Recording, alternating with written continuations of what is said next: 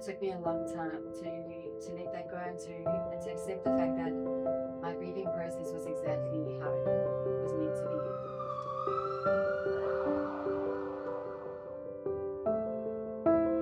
And she said to them, "You need to check on my sister." Jessa died instantly. It took me a while to realize that I had a problem. Said to me, "You'll be lucky to get visitation with our girls."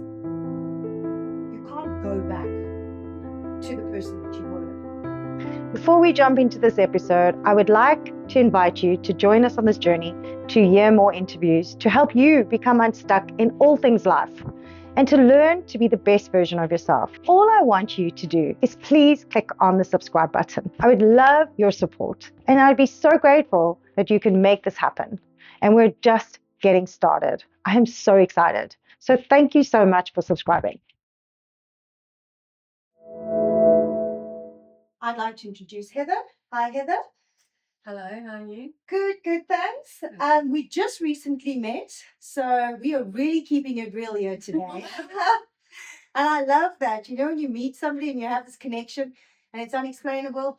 And that's kind of like how I felt with you last week. So it's so great to meet you and get to know you. But I think what's very important for me is for us to be able to help other people. And I think that's the synergy that you and I share. Yeah.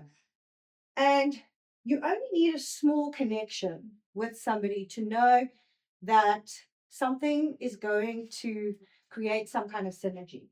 And having gone through a loss of my own, just like so many of thousands of people out there, sometimes we get lost in the process of experiencing loss. And if you don't have help or guidance, it's really hard to navigate yourself back. But before we get there, I want to just introduce everybody to Heather.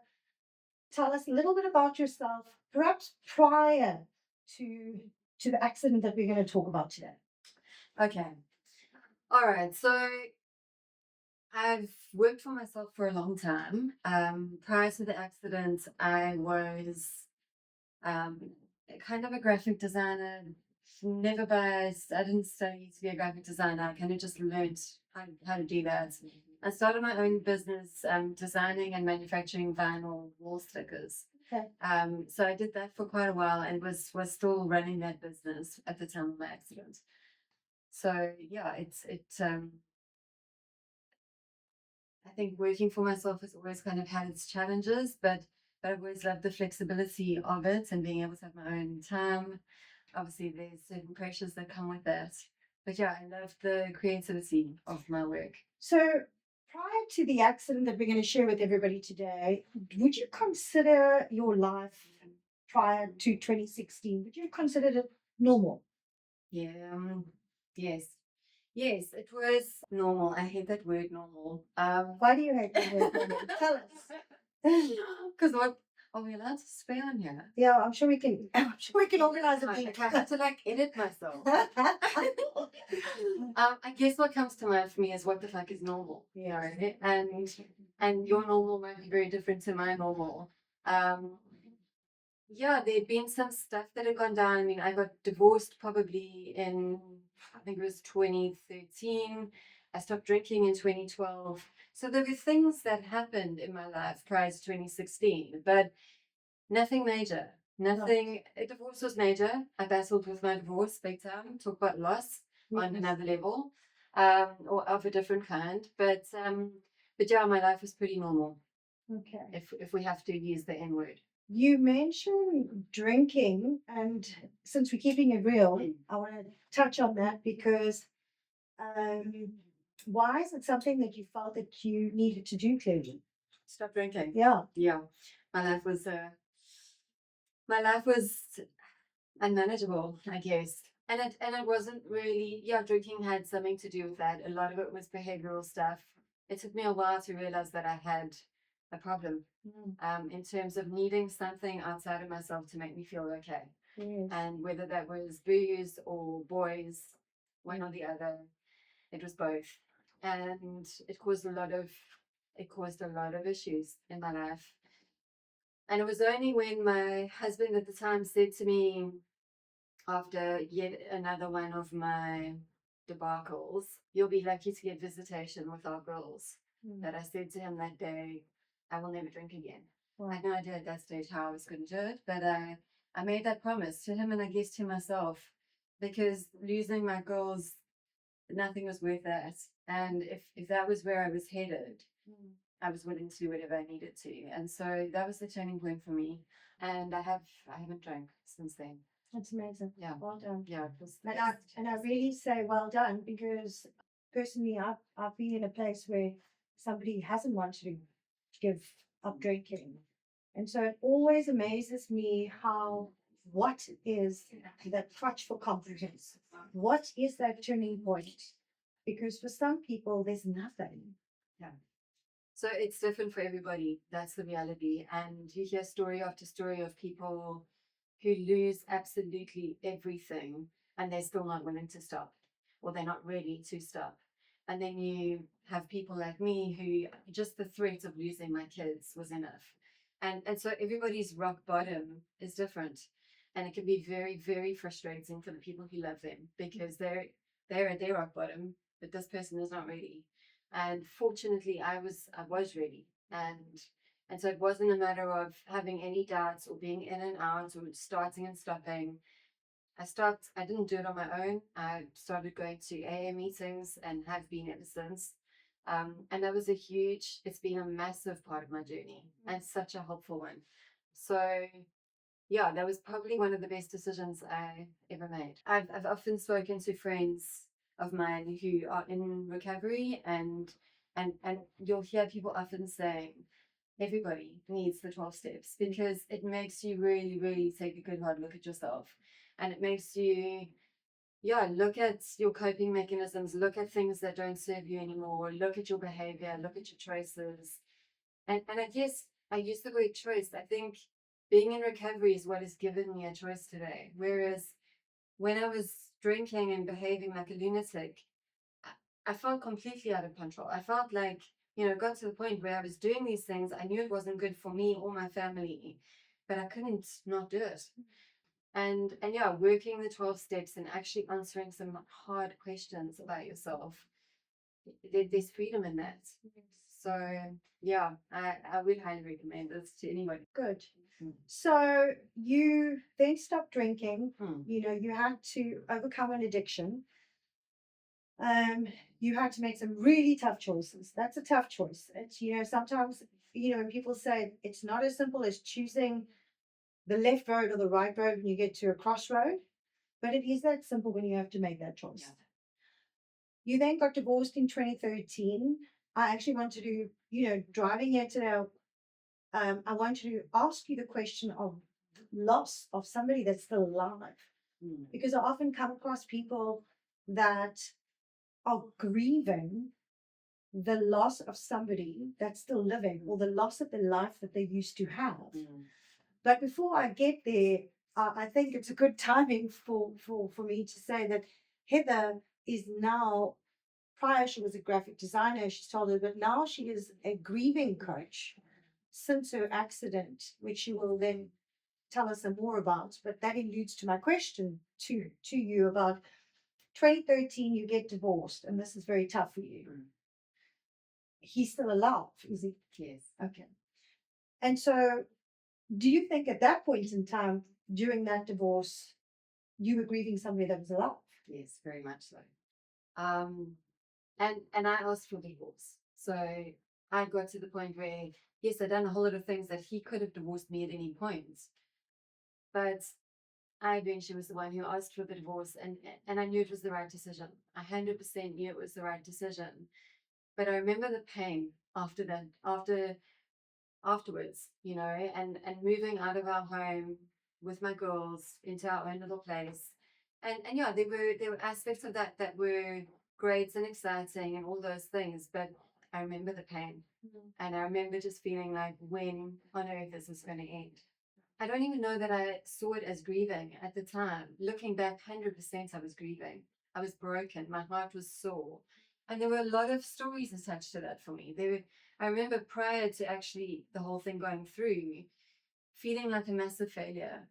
I'd always grown up in a Christian home, and it was like, you know, we don't believe in divorce. I did a lot of things that didn't fit in with the whole Christian home, but I think there was this deep belief in me that, you know, when you get married, you stay married, and that there's this commitment and you follow through. And it got to a point where I knew that that was not for me anymore, and that I needed to make the right decision for me and for him too, actually. But it didn't take away from the pain.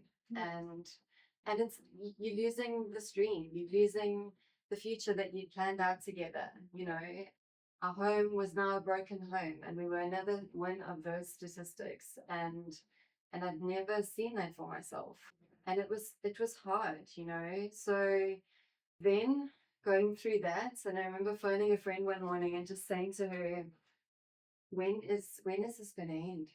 When am I going to stop feeling so much pain? And she said to me then, she said, Heather, the only way to get through your feelings is to go through your feelings.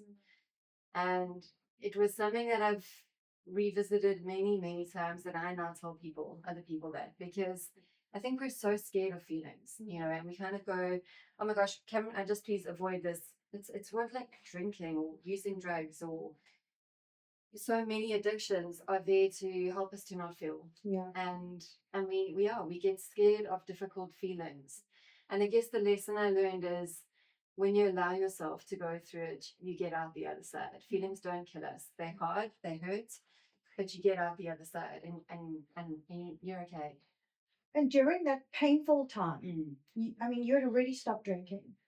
Yeah. I mean, you talk about trying to minimize those deeply felt emotions. I mean, the thing that people with addictions would just fall back into and default back into is something that would minimize those feelings. I mean, how strong was the urge to kind of go back and numb it through drinking again?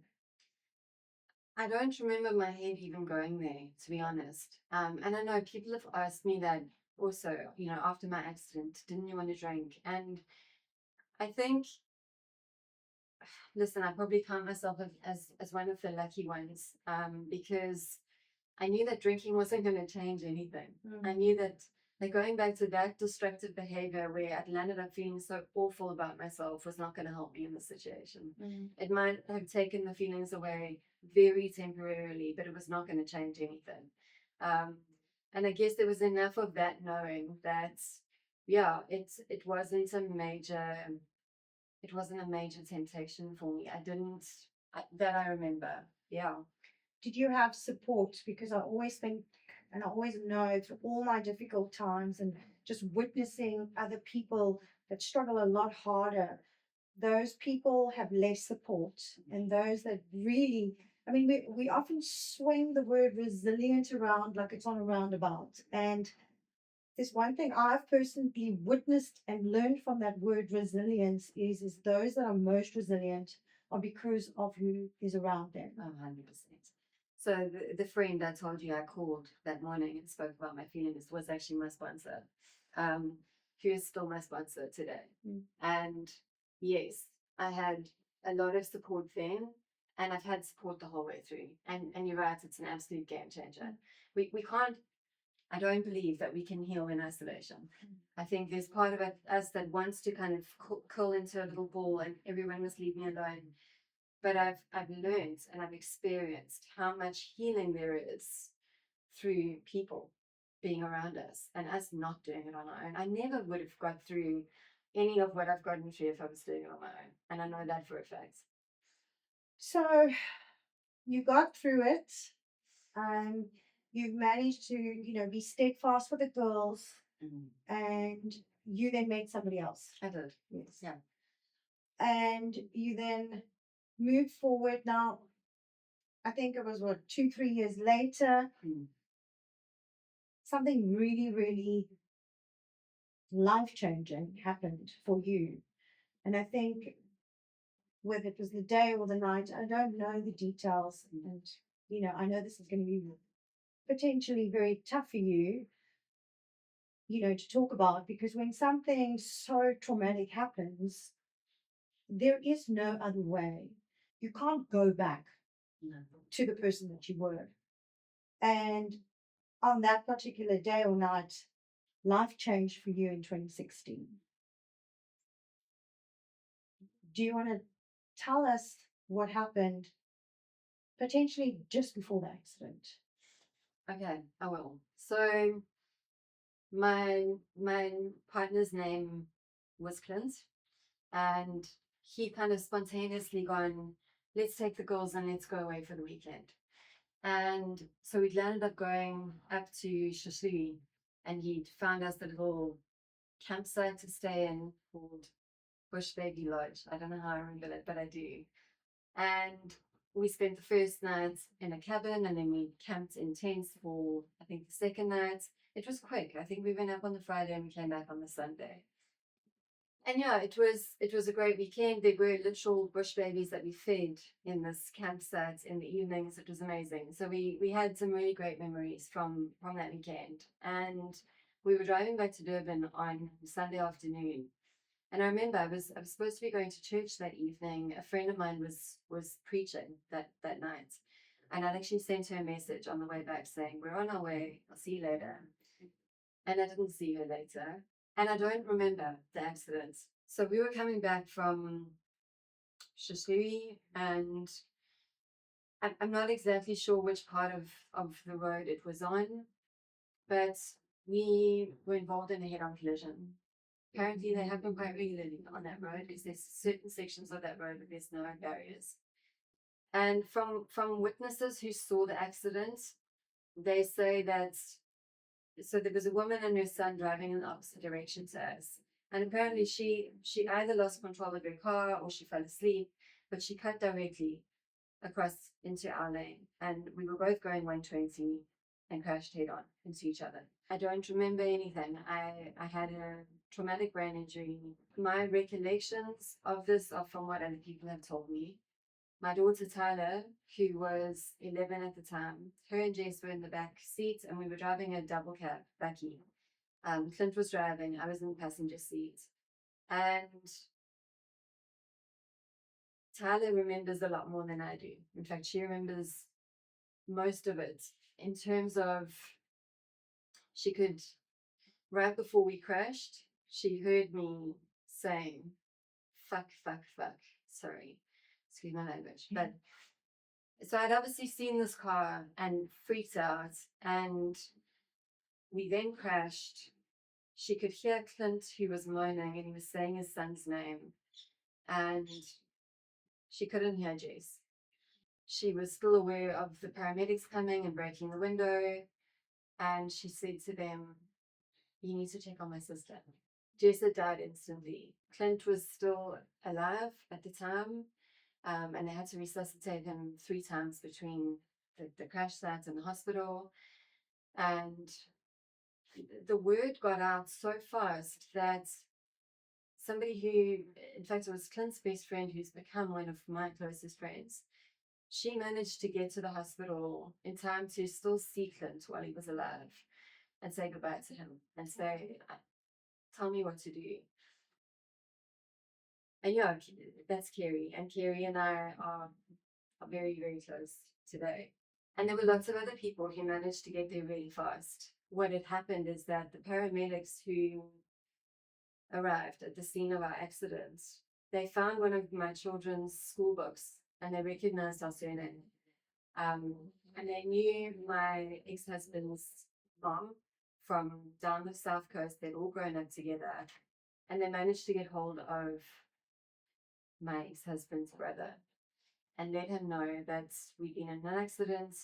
And so by the time we got to the hospital, Guy, who is my ex-husband, they got hold of his sister, who then gone to him, who then told him, and they had both driven to the hospital. And so we all kind of got there at the same time. I mean, the timing and those kinds of non-coincidences were amazing. Were you unconscious at this time?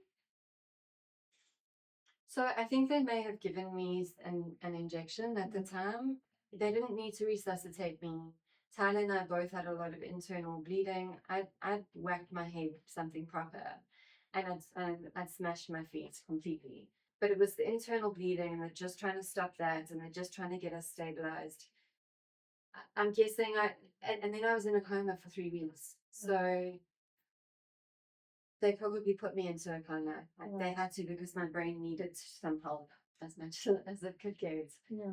Yeah. So yeah, I don't remember any of that. Right. When you came out, do you remember what your first thoughts were?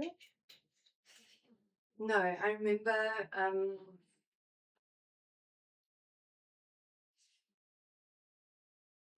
my mom and my dad were there, and so was my ex-husband. And they'd been waiting for me to wake up. And obviously, the doctors had basically said to whoever was there that night, "You need to get her this family here. They need to come and say goodbye to her. She's not going to make it through the night. They need to get her as soon as possible." And none of my close family live in Durban. So my parents were in Wilderness. My brother was in Australia. My sister was in the UK, and my other sister was in Fleet. And all of them got here as quickly as they could. But the reality is that it was that close. They literally said, "We don't know if she's going to even make it through tonight. We'll do the best we can, but people need to get her soon."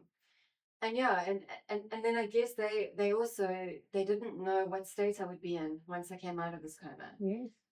I've since found out that the rating of so there's something called the Glasgow Coma Scale, and you rate it from 3 to 15.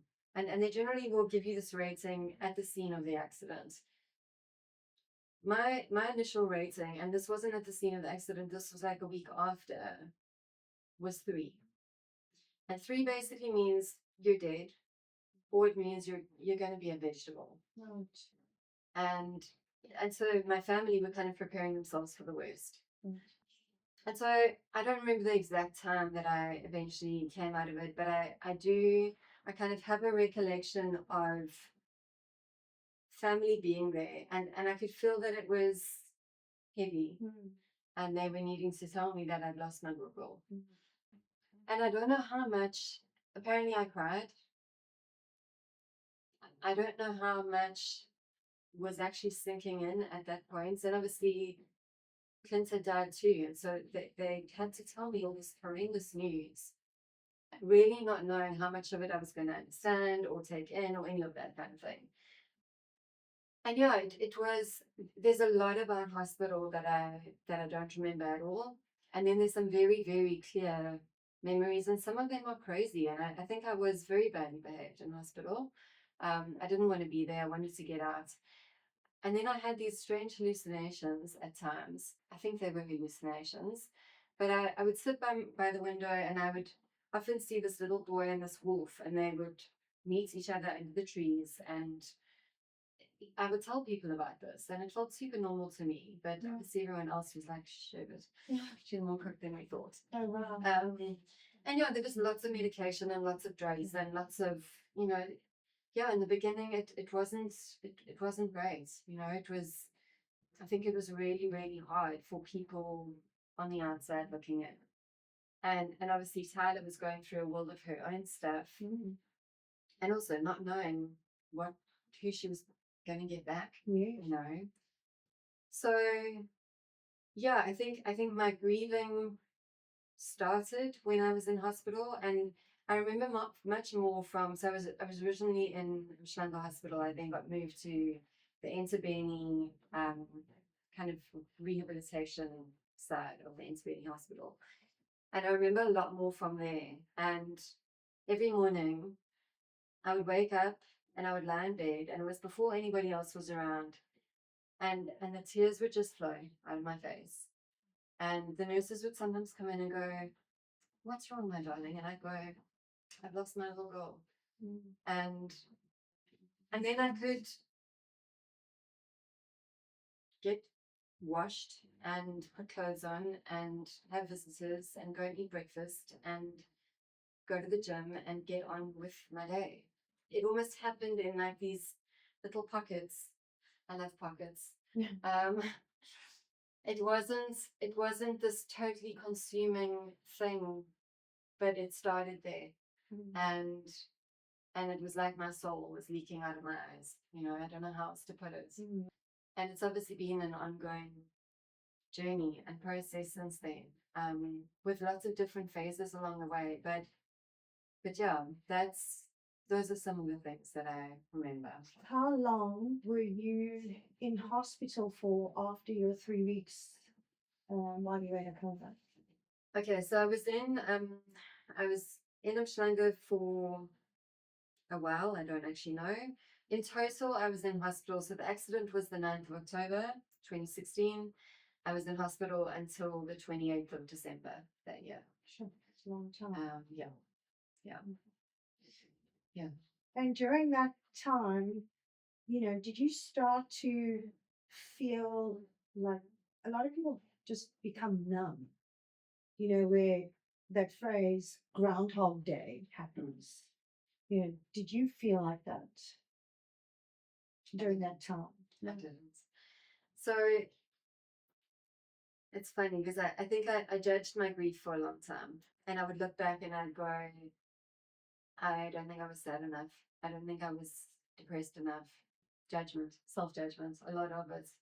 And it took me a long time to let that go and to accept the fact that my grieving process was exactly how it was meant to be. And for me, what that looked like, and so some of the things I remember is that when I was at Ensabeni, I was seeing a psychologist and a physio and a psychiatrist, and I had a whole team of people around me. And I remember them bringing me a piece of paper with the 5 stages of grief. And I remember reading through it, and then I remember putting it down and going, okay, I'll take that into consideration, but I'm going to do this my way. And I think that was hugely significant for me because I was giving myself permission. In that moment, it was, I'm going to do this in whatever way I need to do this. And I'm going to feel whatever feelings I need to feel. I don't know where that came from, that whole, I'm taking ownership of my grief. But it was